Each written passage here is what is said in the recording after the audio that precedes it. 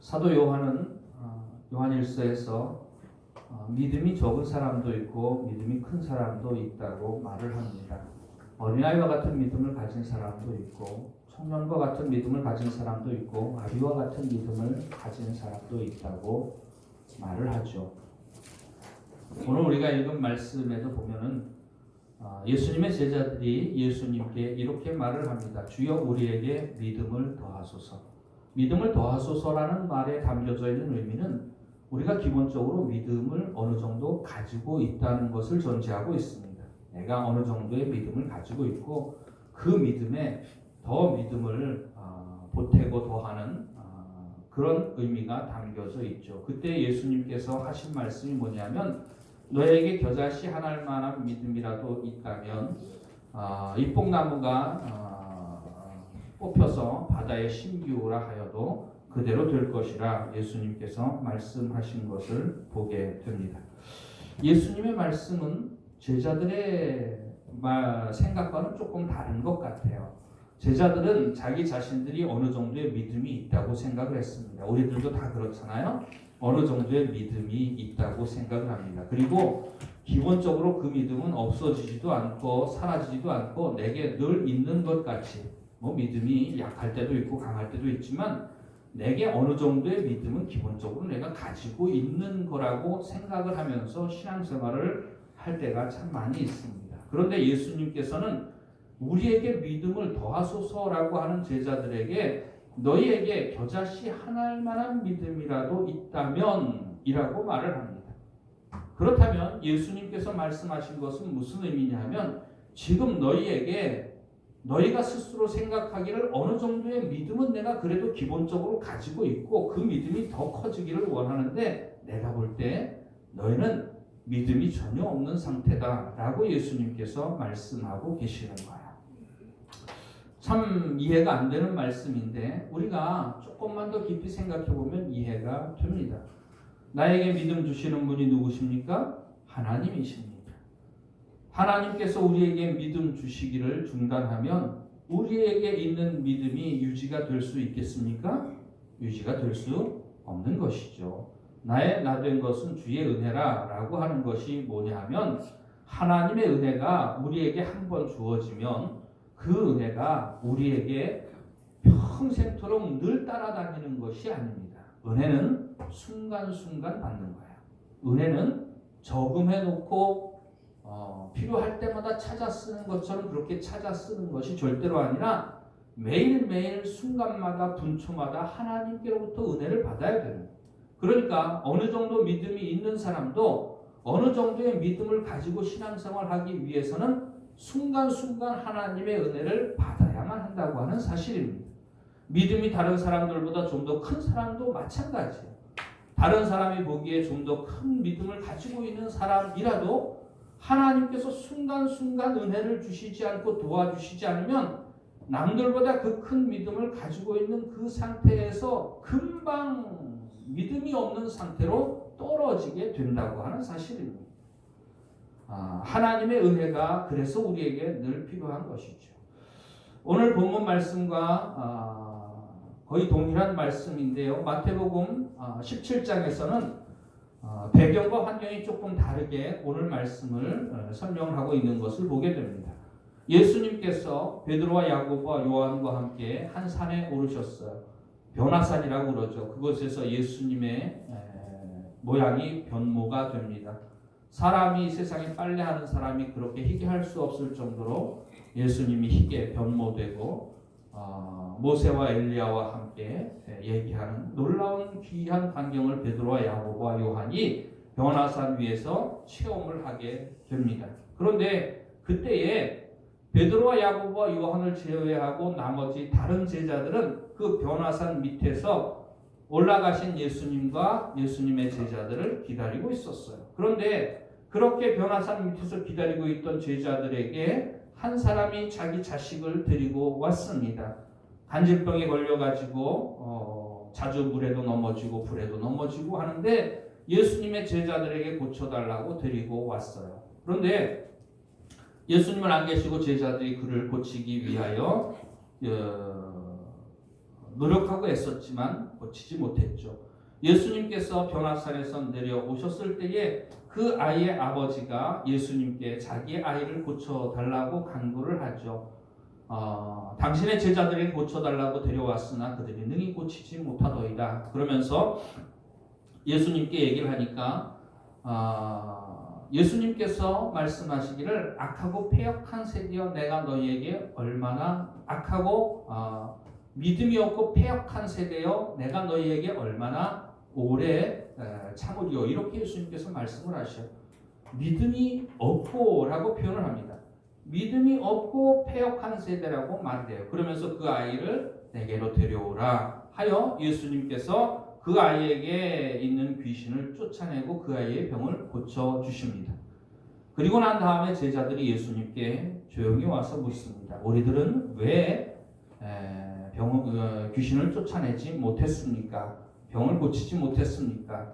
그럴 때에 마태복음 17장에는 표현이 너희 믿음이 적은 연곤이라 만일 너희가 겨자씨 하나할 만한 믿음이라도 있다면 이 산이 들려 바다에 빠지우라 하여도 그대로 되었을 것이라 이렇게 표현이 되어 있어요. 근데 거기에 믿음이 적은 영혼이라 라고 표현이 되어져 있는데 믿음이 적은 영혼이라 라는 말이 다른 성경에는 너희 믿음이 없기 때문이다 라고 표현이 되어져 있어요. 킹제임스 버전이라고 성경도 여러 가지 버전이 있습니다만은 킹제임스 버전에는 너희 믿음이 없는 까닭이라, 그러니까 믿음이 없는 까닭이라 라고도 번역을 할 수가 있는 것이죠. 마태복음 17장 말씀 한번 찾아보도록 하겠습니다. 마태복음 17장 말씀입니다.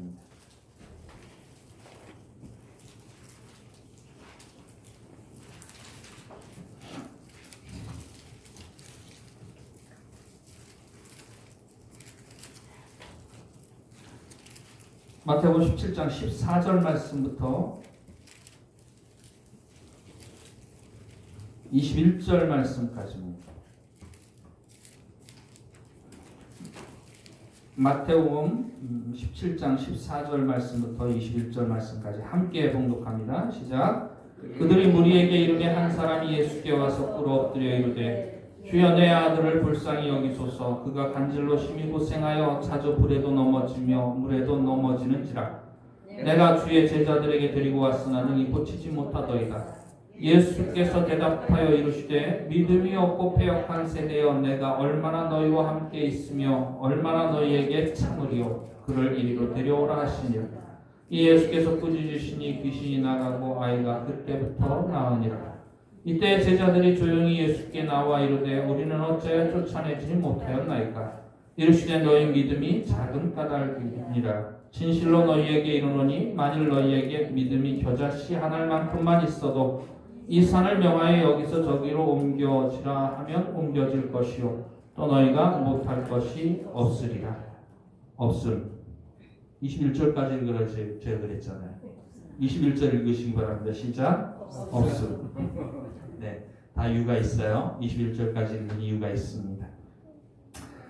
20절에 보면 너희 믿음이 작은 까닭이니라 이렇게 말씀하고 있잖아요. 근데 작은 까닭이니라 라고 말씀하시고 난 다음에 너희 믿음이 겨자씨 한 알만큼만 있어도 라고 예수님께서 말씀을 하셨잖아요. 근데 겨자씨 한 알만한 믿음이 있는 것은 작은 믿음이잖아요.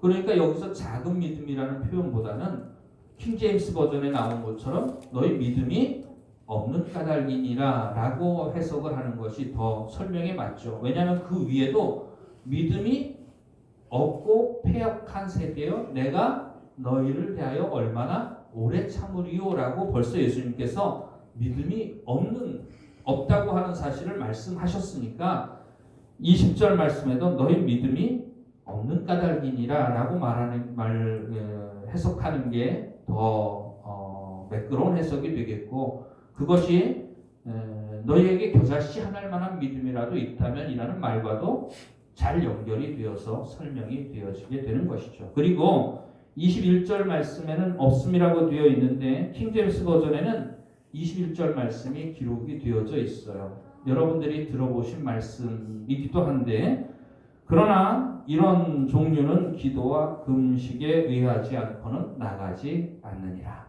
이런 종류, 바로 병 걸리고 귀신 들린 것, 바로 그런 종류들이죠. 우리 힘으로 해결할 수 없는 것들입니다. 우리의 능력으로 감당이 안 되는 것들입니다. 이것은 비록 육신의 병뿐만이 아니라 우리의 영적인 모든 상태까지도 말하고 있는 것이죠. 모든 것을 포함하여 우리들이 감당할 수 없는 것, 우리들이 해결할 수 없는 것들, 무엇으로만 해결할 수 있어요? 기도와 금식으로서. 기도는 하나님 앞에 구하는 것이고, 금식은 더욱더 간절한 마음으로 내가 먹고 마시는 것보다 하나님의 은혜를 더 간절히 구합니다라고 하는 마음이 담겨져 있는 게 금식이죠. 그러니까 하나님께 구하는 것, 바로 기도와 금식 외에는 이런 종류가 나갈 수 없느니라. 이런 종류가 나갈 수 없고 병이 고침받을 수 없고 이런 문제가 해결될 수 없다고 하는 것을 의미하고 있는 것이죠. 우리가 하나님 앞에 기도하는 이유가 무엇입니까? 내가 할 수 없기 때문에 하나님 앞에 기도하는 거예요. 언제 한번 시간이 될 때 주기도문에 대해서 제가 다시 한번 주일날 예배 시간에 설교를 하려고 생각을 하고 있습니다만은, 주기도문을 여러분들이 늘 예배 시간마다, 수요일마다, 또 새벽 기도회마다, 또 속회마다 주기도문을 하지만 그저 중이 연불하듯이 그저 외워버리고 마는 그런 경우들이 참 많이 있습니다. 그런데 한 말씀 한 말씀 뜻을 생각하면서 우리들이 주기도문을 주님께서 가르쳐 주신 기도잖아요. 기도의 표본이고 모범입니다. 이게 뭐냐 하면 주기도문의 내용은 다 하나님이 하신다는 뜻이에요. 전부 다 하나님이 하신다는 뜻이에요. 내가 할 수 있는 거 아무것도 없다는 것이 바로 주기도문에 담겨져 있는 처음부터 끝까지의 내용입니다.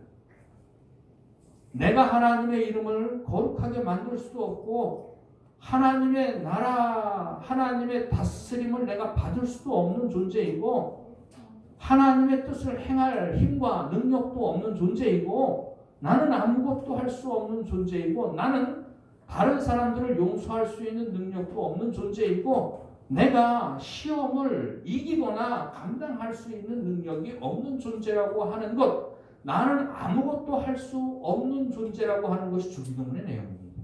그리고 하나님만이 그 일을 하실 수 있고 하나님은 다 하실 수 있다고 하는 것이 주기도문에 담겨져 있는 내용이라고 하는 거예요.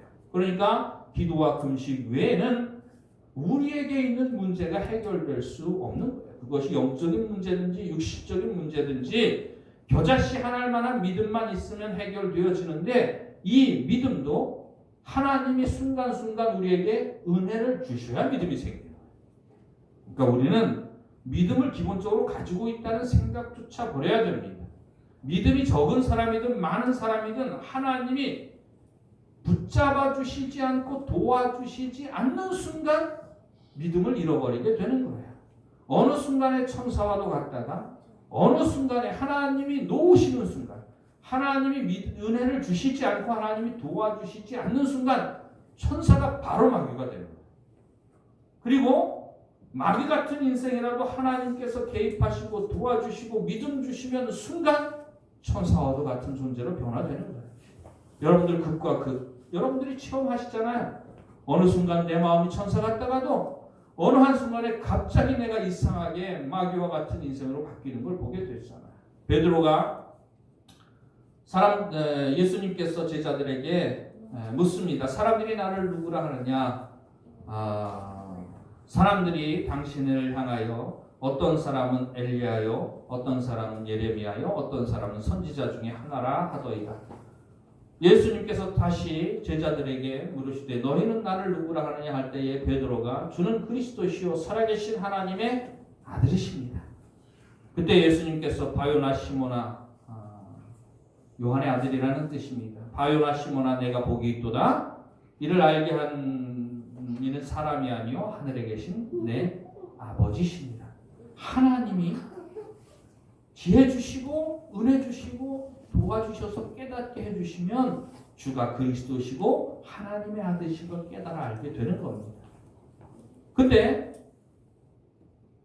그렇게 해서 그렇게 베드로의 고백으로 말미암아 자기가 붙잡히고 고난을 받고 십자가에 죽고 사흘 만에 부활하실 것에 대해서 말씀하시니까 베드로가 예수님께 강하여 가로되 예수님께 아뢰미다.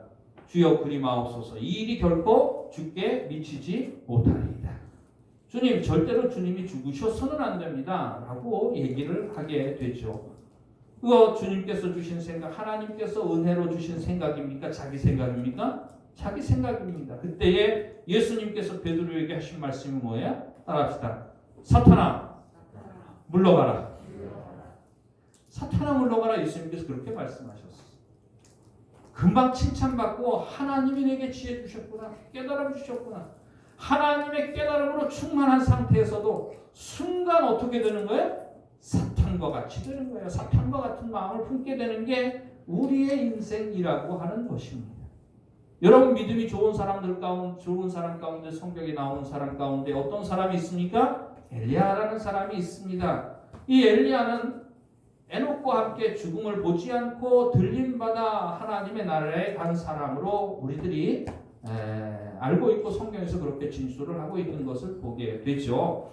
이 엘리야가 북이스라엘의 아합 왕의 시대에 아합 왕의 아내인 이세벨로 말미암아 북이스라엘이 바알신과 아세라신을 섬기는 우상 숭배로 아주 극심했을 때에 오직 하나님만을 섬기는 믿음 가지고 생명 걸고 싸웠던 사람입니다.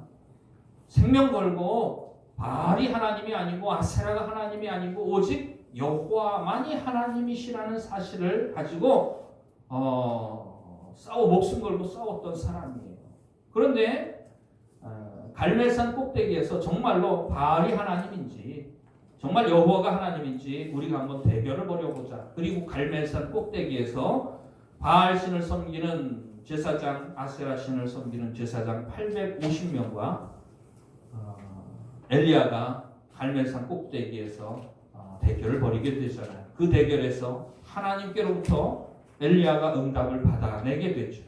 그것을 빙 둘러서서 구경하던 백성들에게 저 바알 선지자들과 아세라 선지자들을 잡아서 다 죽여라. 그래서 시냇가에 내려가서 바알 선지자와 아세라 선지자들 850명을 다 죽이게 되는 일이 일어나게 되죠. 영적으로 큰 승리를 거두게 됩니다. 생명 걸고 싸우고 영적인 전투를 하고 그리고 정말로 목숨을 내놓고 각오하고 하나님을 믿는 믿음을 지켰던 그런 엘리야의 모습을 우리가 보게 되죠. 그런데 그 소식을 듣고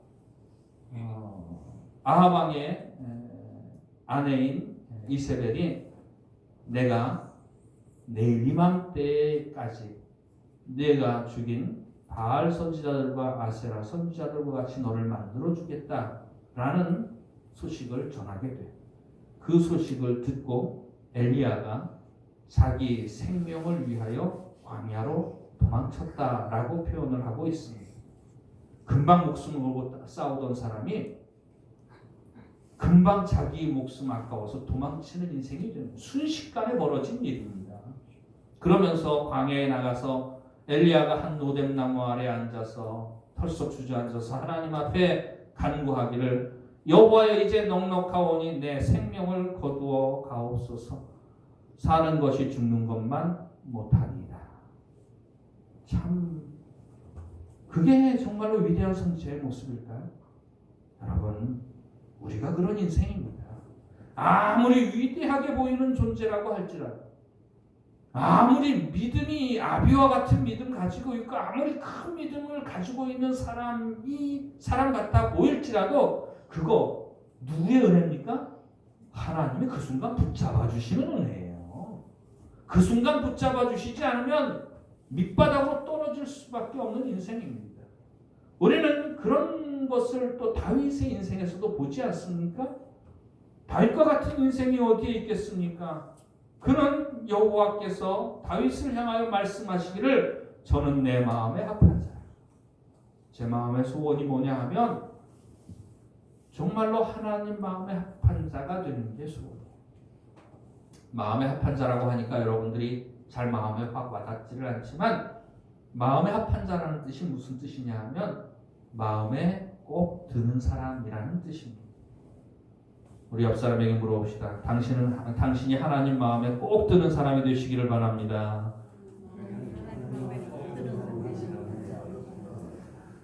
하나님 마음에 꼭 드는 사람이 되었으면 좋겠어요.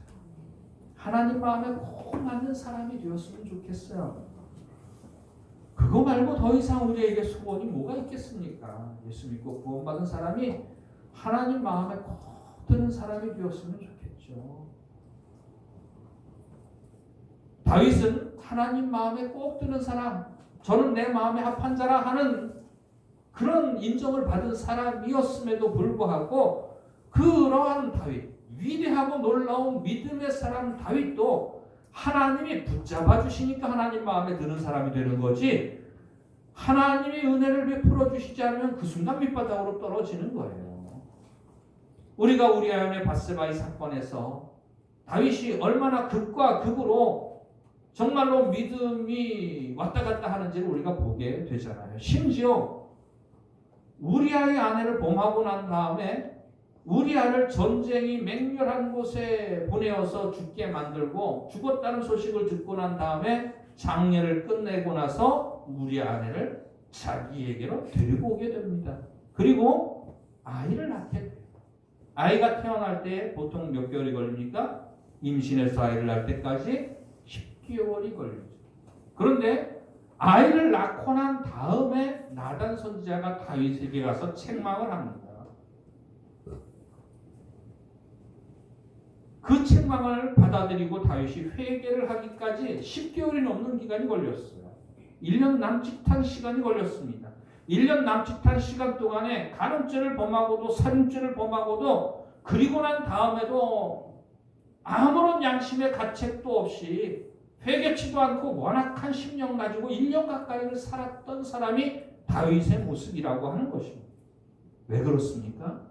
하나님이 은혜 주시지 않으면 누구나 다 우리의 심령이 그렇게 완악해질 수밖에 없는 거예요. 그러니까 아무리 믿음 좋은 사람이라고 하더라도 거기에 안주하지 마십시오.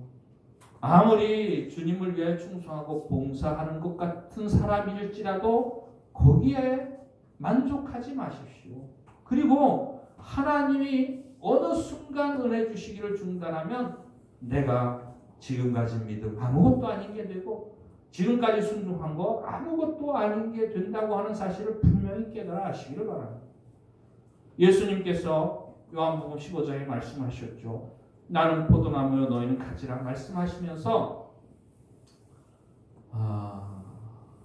함께 따라합시다. 나를 떠나서는 너희가 아무것도 할 수 없습니다. 요한복음 15장 말씀 한번 찾아보도록 하겠습니다.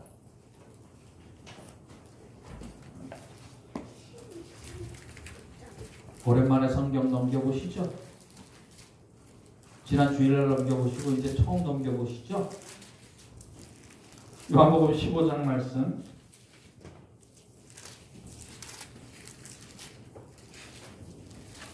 5절 말씀입니다. 15장 5절 말씀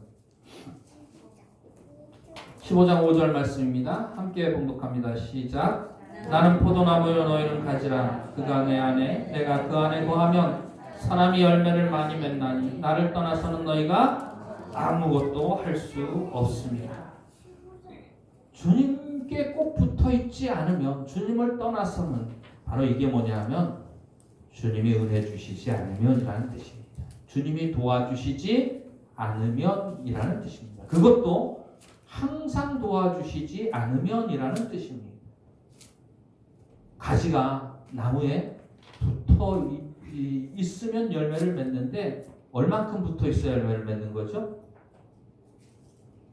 항상 붙어 있어야 열매를 맺는 겁니다. 하루에 1시간이라도 떨어지면 열매를 맺어요? 못 맺어요? 절대 못 맺습니다. 그거예요. 하루를 살면서 1분이라도 주님과 떨어지면 가지가 나무에서 1분이라도 떨어지면 그 가지에서 열매를 맺을 수 있어요? 없어요? 열매를 맺을 수 없는 겁니다. 우리가 주님께서 주시는 은혜를 항상 공급을 받아야 순간순간 항상 공급을 받아야 적은 믿음이라도 유지하고 그 믿음이 자라기도 하고 큰 믿음을 가지기도 하고 그렇게 되는 거지 뭐 적은 믿음이든 큰 믿음이든 그거 구분할 필요도 없이 주님께서 은혜 주시기를 중단하시면, 주님이 도와주시기를 중단하시면 그 순간 어떻게 되는 거야? 믿음 없는 상태가 되고 죄를 범하는 상태가 되고 즐겨하면서 죄 짓는 상태가 되고 다시 옛사람으로 돌아갈 수밖에 없는 연약한 존재가 바로 우리 같은 존재라고 하는 거예요. 엘리야도 다윗도 베드로도 다 마찬가지 아니겠습니까? 요한복음 15장 말씀, 정말 중요한 말씀이 한 말씀이 있는데요.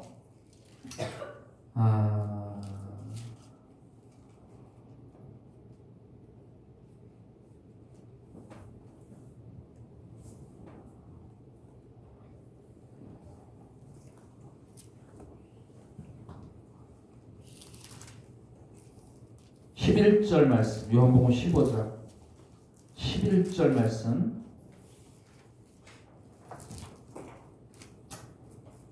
아, 11절 말씀 함께 봉독합니다. 시작. 내가 이것을 너희에게 이름은 내 기쁨이 너희 안에 있어 너희 기쁨을 충만하게 하려 함이라.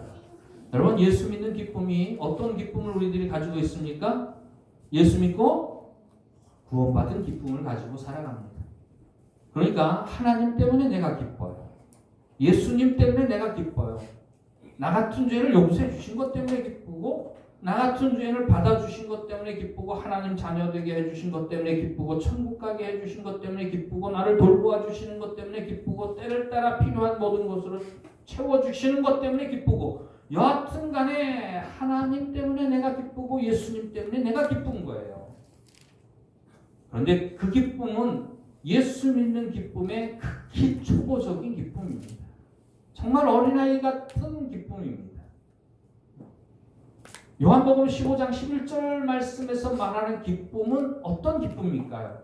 예수 믿는 사람에게 이 기쁨이 있어야 되는데 11절 말씀에 내가 이것을 너희에게 이름은, 이 말씀이 뭐냐면 나는 포도나무고 너희는 가지니 너희가 내 안에 붙어있고 내게 은혜를 받고 도움을 받고 그렇게 하면 열매를 많이 맺을 것이다. 그러면 내가 이것을 너희에게 이름은, 그렇게 주님 안에 붙어 있어서 은혜를 받고 우리가 열매를 맺고 사람이 변화되고 온유해지고 용서하고 이해하고 사랑하고 섬기고 겸손해지고 나누고 베풀고 긍휼히 여기고 불쌍히 여기고 그런 사람으로 바뀌는 것, 그렇게 해서 열매를 맺게 되면, 예수 믿고 구원받고 사람이 바뀌게 되면, 그러면 내 기쁨은 지금 누구의 기쁨이에요? 이걸 말씀하시는 분이 지금 누구십니까? 예수님이 말씀하시는 거죠. 내가 이것을 너희에게 이름은 내 기쁨이, 이 누구의 기쁨이에요? 예수님의 기쁨이 너희 안에 있어. 그러니까 예수님이 기뻐하시는 것. 내가 열매 맺는 걸 보고 누가 기뻐하셔요? 예수님이 기뻐하시는 것. 내가 변화된 걸 보고 누가 기뻐하셔요? 예수님이 기뻐하시는 것. 내 기쁨이 너희 안에 있어. 이 기쁨이 우리 안에 있어야 됩니다. 내 기쁨이 너희 안에 있어 너희 기쁨을 충만하게 하려는 것이다. 여기서 너희 기쁨은 누구의 기쁨입니까? 예수님 말씀 듣고 예수님께 붙어있고 은혜를 받고 도움을 받고 열매를 맺는 사람들, 그런 사람들의 마음속의 기쁨이에요. 그런 사람들의 마음속의 기쁨인데, 이 기쁨은 내가 예수님 때문에 기쁨하고는 좀 다른 기쁨이에요. 예수님이 나를 보고 기뻐하시는 모습 때문에 내가 기뻐하는 거야. 근데 많은 사람들이 예수 믿고 가지는 기쁨이 어떤 기쁨만을 가지고 있느냐면, 내가 예수 믿고 죄 용서받은 기쁨이에요. 내가 예수 믿고 하나님 자녀된 기쁨이고, 내가 예수 믿고 천국 가는 기쁨이에요. 근데 요한복음 15장 11절에서 말씀하는 기쁨은 뭐냐 하면, 내가 예수 믿고 구원받고 하나님의 도우심 가운데, 하나님의 은혜 가운데에 내가 정말로 하나님이 기뻐하는 모습으로 변화되고, 하나님이 예수님이 나를 바라보실 때 기뻐하시고, 내가 나를 바라보시고 기뻐하시는 예수님 때문에 내가 기쁜 거. 그 기쁨이 너희에게 충만하기를 원한다. 예수님께서 이렇게 말씀하시는 거예요. 여러분 바로 이런 기쁨이 우리에게 충만하기를 주의 이름으로 축원을 드립니다. 진짜 예수 믿고 구원받은 사람이 이 기쁨 누려야죠. 예수님이 나를 바라보시고 기뻐하시는 모습을 내가 바라보고 기뻐하는 것. 바로 그게 우리가 가져야 하는 기쁨의 모습이라고 하는 거죠. 너희가 나를 떠나서는 아무것도 할 수 없습니다. 우리가 주님이 도와주시지 않으면 아무것도 할 수 없다는 사실을 기억할 수 있기를 주의 이름으로 축원을 드립니다. 순간순간 주님이 나를 붙잡아 주시지 않으면 안 되는 거예요.